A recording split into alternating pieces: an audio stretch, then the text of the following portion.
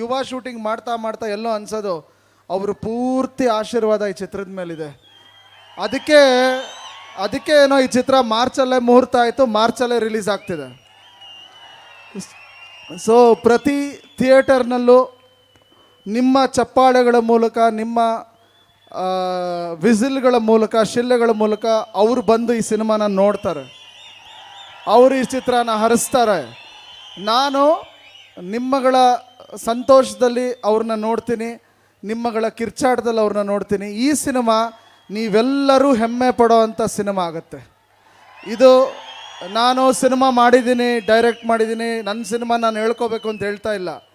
100% March 29 ನೀವೆಲ್ಲ ಹೆಮ್ಮೆ ಪಡ್ತೀರಾ. ಅದರಲ್ಲೂ ಅಭಿಮಾನಿಗಳ ಸ್ಟೈಲಲ್ಲಿ ಹೇಳ್ಬೇಕಂದ್ರೆ ಕಾಲರ್ ಎತ್ಕೊಂಡು ಓಡಾಡ್ತೀರ.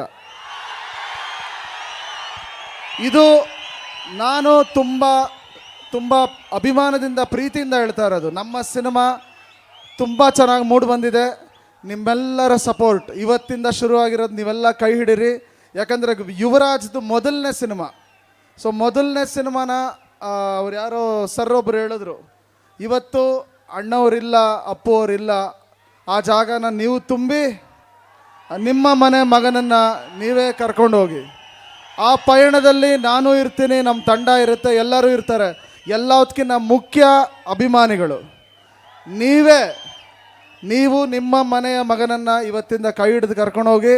ಯುವ ಚಿತ್ರ ನಿಮ್ಗೆ ಯಾರಿಗೂ ನಿರಾಸೆ ಮಾಡಲ್ಲ, ನೀವೆಲ್ಲರೂ ಹೆಮ್ಮೆ ಪಡೋವಂಥ ಚಿತ್ರ ಆಗುತ್ತೆ.